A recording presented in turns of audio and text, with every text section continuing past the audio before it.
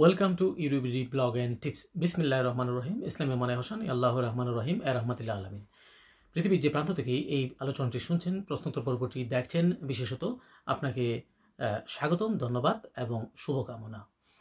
আর আপনি যারা চ্যানেলের সাবস্ক্রাইবার হিসেবে আমার ব্লগে কোয়েশন করে থাকেন, সমস্যাল্পতার কারণে অনেক উত্তর একসাথে দেওয়া সম্ভব হয় না, বাট আর্জেন্ট যেগুলি খুবই মোস্ট ইম্পর্ট্যান্ট মনে হয়, আমাদের কাছে তাৎপর্যপূর্ণ মনে হয়, সেগুলোর উত্তর দেওয়ার চেষ্টা করি। মাসে এরকম 2-3টা প্রশ্নোত্তর পর্ব নিয়ে বিশেষ একটি পর্ব বলে আমি পোস্টগুলো করে থাকি। তা আপনারা যারা দেখেন তারা অনেক কিছু জানতে পারবেন। আর যারা অনেক কিছু জানতে চান, আসলে আপনাদের উচিত, আমি রিকোয়েস্ট করবো, আপনারা পূর্বের প্রশ্নোত্তর পর্বের ভিডিওগুলো দেখে নেবেন। চ্যানেলে সাবস্ক্রাইব হলেই আপনারা ইজিলি ট্র্যাক করতে পারবেন এবং দেখে নেবেন। এতে করে আপনাদের অনেক ধরনের কনফিউশন দূর হবে, এটা ভালো হবে। আর চ্যানেলে প্রথম হয়ে থাকলে, প্রথমবার এই ভিডিওটি দেখে থাকলে, সাবস্ক্রাইব না করে থাকলে চ্যানেল ইউরুবিডি ব্লগ অ্যান্ড টিপস সাবস্ক্রাইব করবেন, পাশে থাকবেন। আর যদি ফেসবুকে দেখে থাকেন তাহলে ফলো করবেন। আচ্ছা, ধন্যবাদ। একজনে সালাম দিয়েছেন, আসসালামু আলাইকুম। ওয়ালাইকুম আসসালাম।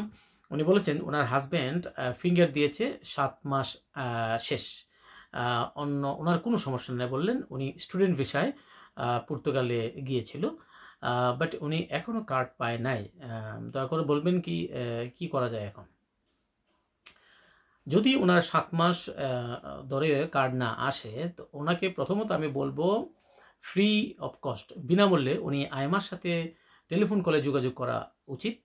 ওনার রেফারেন্স নাম্বার দিয়ে উনি কোয়েরিজ করতে পারে যে ওনার টিআরসি কার্ড খবর কি, কবে আসবে ফার্স্ট টিআরসি কার্ড, যেহেতু উনি বায়োমেট্রিক ফিঙ্গার সাকসেসফুলি দিয়েছে। সেকেন্ডলি, উনি কন্টিনিউয়াস বারবার যে আইমাকে উনি দিয়েছিল, মানে বায়োমেট্রিক দিয়েছিল যে আইমাতে, সে আইমাতে উনি ইমেল করবে। ওনার রেফারেন্স নাম্বারটি দিয়ে যে বায়োমেট্রিক দিয়েছিল সে একটা রিসিপ্ট দেয়, যেদিন উনি বায়োমেট্রিক দিয়েছিল উনি কত টাকা পে করেছে ওই কাগজটাতে উল্লেখ করা আছে, এবং রেফারেন্স নাম্বার এবং তারিখ দেওয়া আছে, ওনার নামও আছে। সেই কাগজটি উনি অ্যাটাচ করে দিতে পারে, ঠিক আছে। ওনার বাংলাদেশি পাসপোর্টটিও অ্যাটাচ করে দিতে পারে। দিলে উনি আপডেট চাইবে যে আমি 7 মাস হয়ে গেছে, এটার আপডেট কে আছে। এগুলো ফ্রি অফ কস্ট। সেকেন্ড একটি অপশন আছে, সেটা হচ্ছে উনি ফিজিক্যালি যে আইমা সেন্টারে উনি বায়োমেট্রিক দিয়েছিল সেখানে উনি যোগাযোগ করতে পারে। একটু আর্লি সকাল সকাল চলে গেলে এখানে সিকিউরিটি গার্ড থাকে, তারা বিশেষ প্রশ্নের উত্তর দিয়ে থাকে, ঠিক আছে। যেমন 9:30 থেকে কোনো জায়গায় 9:30 থেকে 12টা পর্যন্ত, বা 9:30 থেকে 11:30 পর্যন্ত তারা এই প্রশ্নোত্তরগুলোর উত্তর দিয়ে থাকে, প্রবলেমের সলিউশন দেওয়ার চেষ্টা করে। স্পেশালাইজড একটা ডেস্ক থাকে, সার্ভিস ডেস্ক আইমাতে। এগুলো একটা। এরপর আরেকটি হচ্ছে যে উনি এরপরেও যদি না পারে, তাহলে উনি একটু টাকা খরচ করতে হবে, উনি একজন লয়ার ধরতে হবে, ইমিগ্রেশন লয়ার সাধারণত 250 ইউরো থেকে ম্যাক্সিমাম 400, 350, 300 এরকম করে 250, মানে একটা যার নিয়ম সেই অনুযায়ী তারা সার্ভিস চার্জ করবে, আর আপনার হাজব্যান্ডকে সে সার্ভিস প্রোভাইড করবে। এটা একটা অপশনাল, বাট আমার দৃষ্টিতে উত্তর দেওয়া, যেহেতু প্রশ্ন করেছেন উত্তর দিলাম। তো আপনার হাজব্যান্ডের জন্য শুভকামনা, ধন্যবাদ। আরেকজনে একটি প্রশ্ন করেছে, আইমাতে অনেকবার মেল দেওয়ার পরও কোনো রিপ্লাই পাচ্ছি না। তো আইমাতে রিপ্লাই পাচ্ছি না, এটার কারণ কি? ওদের কি কোনো দায়িত্ব কাণ্ডজ্ঞান নেই, আর নাকি পর্তুগাল পুরোটাই ট্যাক্সের উপর ডিপেন্ড করে? 305 ইউরো ট্যাক্স নেওয়ার পরেও এদের হয় না। প্রশ্নটি করেছেন খুবই সুন্দর এবং যৌক্তিক, লজিক্যাল। আমি এটার জন্য আপনাকে সাধুবাদ, ধন্যবাদ জানাই। আর আমিও একমত যে পর্তুগাল যদি ট্যাক্স মানে সোশ্যাল ইমিগ্রেটর যদি ট্যাক্স পর্তুগালের সোশ্যাল সিকিউরিটি অবদান না রাখে, তাহলে এই পর্তুগাল 2 বছর পরে ফাইন্যান্স ক্রাইসিসে ভুগতে পারে। এটা আমার ধারণা, এবং মোটামুটি একটা সেলফ স্টাডি থেকে আমি এটা বলছি। তো যাই হোক, কারণ ফাইন্যান্স সোশ্যালে টাকা দিলেই তারা এইটা আবার বিভিন্ন ভাতা দিয়ে থাকে, সরকারি কর্তৃপক্ষের হাত থেকে বিভিন্ন ধরনের ঘোষণা দিয়ে থাকে, সাবসিডি দিয়ে থাকে ইত্যাদি। তাহলে কোথায় দিবে? যদি রেভিনিউ আর্নিং না হয়, তাহলে এক পর্যায়ে ফান্ড খালি হতে বাধ্য, ঠিক আছে। তো যাই হোক, বারবার ইমেল দেওয়ার পরে রিপ্লাই দেয় না, এটা তাদের একটা স্ট্র্যাটেজি হয়ে গেছে। এটা আসলে একটা গভর্নমেন্টের প্রেশার বলতে পারি, কারণ যারা ইমিগ্রেশন ফ্রেন্ডলি সরকার না, ইতিমধ্যে অনেকেই জেনে গেছেন যে পিএইচডি এবং সেগা মিলে যে সরকার গভর্নমেন্ট মানে ফর্ম করেছিল, তারা ফল করেছে 11 মাসের পরপরই, 1 বছরের নিচে। এই কারণেই আমি মনে করি যে তারা শীঘ্রই ক্ষমতা আসবে না। যদি এসে যায়, আপনাদের দায়িত্ব কর্তব্য কি? যারা পাসপোর্ট পর্তুগালের পেয়েছেন, ইতিমধ্যে বিদেশে চলে গেছেন, অন্য দেশে চলে গেছেন, তাদের দায়িত্ব হচ্ছে এই সেগা এবং পিএইচডি সরকারকে আর ক্ষমতায় দেখতে না পাওয়া, দেখতে না দেওয়া।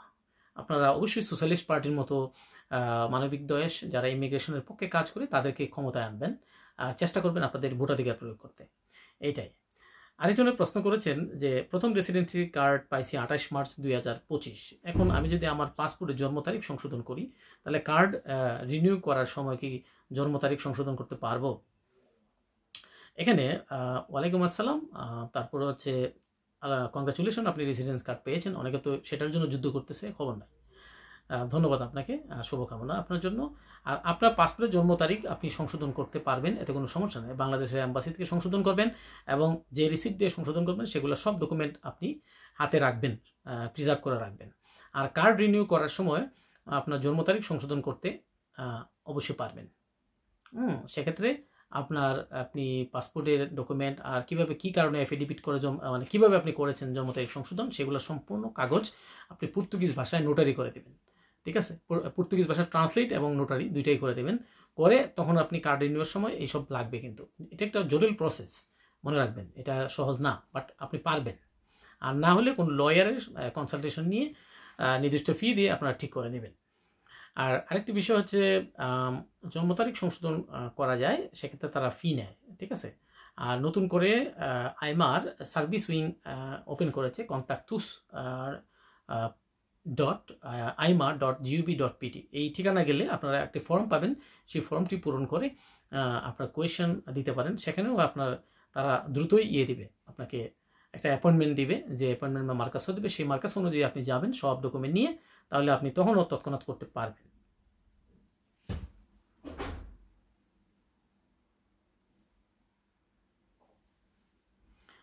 আর আরেকটি একজনের প্রশ্ন করেছেন যে সীমা থেকে দিয়েছে, কোনো সমাধান কি পেয়েছেন? আচ্ছা, উনি আসলে SIS information system the information ও সেনজেন, এই সিস্টেমে অর্থাৎ সিসের একটা নোটিফিকেশন উনি পেয়েছে আর্টিকেল 77 আর্টিকেল 77 নাম্বার 923/2007 4 জুলাইয়ের এই রেফারেন্স দিয়ে আসলে আইমা থেকে আপনার ইমেল অনেকেই দিয়েছে যারা সিসের ডাটাতে ধরা খান। তো আপনি সালাম দিয়েছেন, ওয়ালাইকুম আসসালাম। তারপর আপনার উত্তর হচ্ছে আপনি একজন সিসের জবাব দিতে গেলে আপনি একজন লয়ার ধরবেন। লয়ার ধরে জবাব দেওয়া উত্তম। লয়ার দুই জায়গায় ধরতে পারা যায়, একটা হচ্ছে পর্তুগালের ভিতরে লয়ার ধরতে হয় আরেকটা হচ্ছে যে দেশের আপনি বায়োমেট্রিক দিয়েছেন ডুপ্লিকেট ধরা গিয়েছে, আপনি সিসে ধরা খেয়েছেন, ফর এক্সাম্পল ফ্রান্সে বেশিরভাগ মানুষ ধরা খায় বা অন্য দেশেও হতে পারে, বাট সেই দেশে আপনার আরেকজন লয়ার ধরে এটার ডেটা রিমুভ, সিস থেকে ডেটা রিমুভ করার চেষ্টা করতে হবে। এটা একটা দীর্ঘ প্রক্রিয়া, এটা এত সহজ না, চাইলেই সহজেই করা সম্ভব না। এটার জন্য আপনার মিনিমাম 6 মাস থেকে 1 বছর সময় দিতে হতে পারে। আরেকজন প্রশ্ন করেছেন অগাস্ট 24 টিআরসি কার্ড এক্সপায়ার্ড, কোনো অটো মেল পাই নাই, অনেকবার মেল করেছি, কোনো আনসার নাই, মানে উনি জানতে চায়। তো আসলে কার্ড রিনিউ আপাতত বন্ধ আছে, মানে in generally they are not opened for all. তারা এখনও শুরু করে নাই। তো এক্ষেত্রে ওপেন যদি না করে অটো রিনিউয়াল, সেক্ষেত্রে আমি কেউ দিতে পারবো না। ঠিক আছে। এখন এক্ষেত্রে কি করতে হয়, অনেকেই যাদের খুবই জরুরি, যারা 6 মাস 9 মাস হয়ে গেছে, 1 বছর হয়ে যাচ্ছে প্রায়, এখনও কার্ড রিনিউর খবর নাই, তারা আপনার রিনিউ করার জন্য একজন অভিজ্ঞ লয়ারের আইনজীবীর শরণাপন্ন হয়ে আপনারা আইমার থেকে ডেট নেওয়ার চেষ্টা করতে পারেন। এতে করে আপনার কারো ক্ষেত্রে 150 ইউরো থেকে ধরে 250 ইউরোর 500 ইউরোর আশপাশে খরচ পড়তে পারে। এটা বিভিন্ন লয়ার বিভিন্ন রকম চার্জ করে। আর একজনে প্রশ্ন করেছেন, দয়া করে একটু জানাবেন কি বাংলাদেশের পর্তুগালের এম্বাসি বাংলাদেশে হবে কি না, আসবে কি না। এটা আমরা ইতিমধ্যে আমি একটা নিউজ শেয়ারও করেছিলাম পজিটিভ নিউজ দিয়ে, কিন্তু আমি এখন আর পজিটিভ কোনো কিছু দেখতে পাচ্ছি না। আশাহত হচ্ছে, আমি নিজেও মানে আশাবাদ ব্যক্ত করতে পারতেছি না, এটার জন্য দুঃখিত আন্তরিকভাবে। আর কথা হচ্ছে, আমার এই নিয়ে একটি ভিডিও থাকবে বিশদ, এই ভিডিওটি দেখে নেবেন। এটা শীঘ্রই হয়তো সপ্তাহখানেকের মধ্যে আমার চ্যানেলে আসবে। আপনারা দেখলে বুঝতে পারবেন যে আসলে কী ধরনের জটিলতা রয়েছে এবং আমলাতান্ত্রিক জটিলতা, আন্তর্জাতিক কূটনৈতিক দুর্বলতা আমাদের বাংলাদেশিদের সাথে পর্তুগালের এবং ইন্ডিয়ার এই যে ত্রিমুখী মাত্রা এটা ঝুলে আছে। এখানে অনেক স্বার্থ জড়িত আছে অনেক পার্টিদের, যার কারণে এটি হচ্ছে না বাংলাদেশে। তবে কবে যদিও হয় তাহলে তো আলহামদুলিল্লাহ, আপনি সবাই দোয়া করি এই বিষয়টার জন্য।